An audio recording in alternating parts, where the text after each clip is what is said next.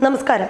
കേന്ദ്രമന്ത്രി സ്ഥാനം ഇല്ലെന്ന് ഉറപ്പായതോടെ വട്ടിയൂർക്കാവ് നിയമസഭാ മണ്ഡലത്തിൽ കുമ്മനം രാജശേഖരൻ തന്നെ BJP സ്ഥാനാർത്ഥിയാകുമെന്ന പ്രചാരണം ബലപ്പെടുകയാണ്.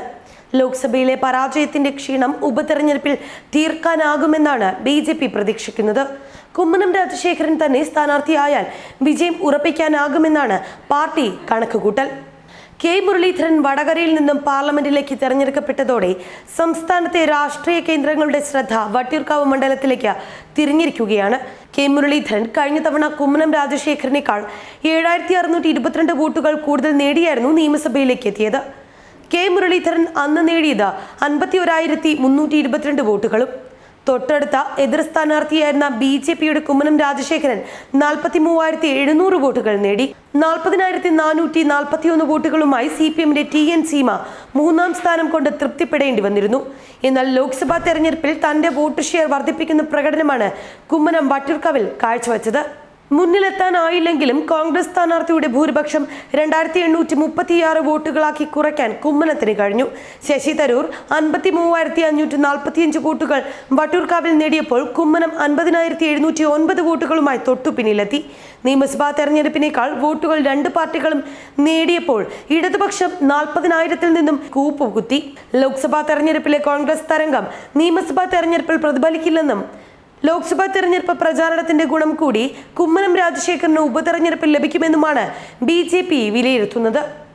BJP ജില്ലാ പ്രസിഡന്റ് S. സുരേഷ്, മുൻ സംസ്ഥാന സെക്രട്ടറി RV രാജേഷ് എന്നിവരാണ് സീറ്റിന് നോട്ടമുള്ള ജില്ലാതല സ്ഥാനാർത്ഥികൾ. സംസ്ഥാന വക്താവ് MS കുമാറും പരിഗണിക്കപ്പെട്ടേക്കാം. സുരേഷ് ഗോപി ആയിക്കൂടെ എന്ന് ചോദിക്കുന്നവരുണ്ടെങ്കിലും രാജ്യസഭാംഗമായ അദ്ദേഹം അത് വിട്ട് നിയമസഭയിലേക്ക് മത്സരിക്കുമോ എന്ന മറുചോദ്യം ഉയരുന്നുണ്ട്.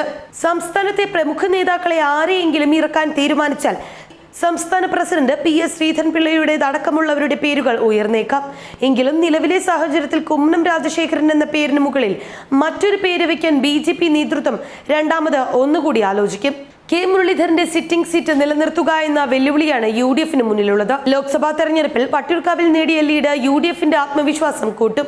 എന്നാൽ ഭൂരിപക്ഷം വളരെ കുറഞ്ഞും ലോക്സഭാ തെരഞ്ഞെടുപ്പും നിയമസഭാ തെരഞ്ഞെടുപ്പും തമ്മിലുള്ള വ്യത്യാസവും എല്ലാം തന്നെ കോൺഗ്രസിന് മുന്നിൽ വെല്ലുവിളിയാണ്. കെ മുരളീധരനെ പോലെ ശക്തനായ ഒരു നേതാവിനെ സ്ഥാനാർത്ഥിയാക്കാനായില്ലെങ്കിൽ കോൺഗ്രസിന് കാര്യങ്ങൾ അത്ര ലളിതമല്ല.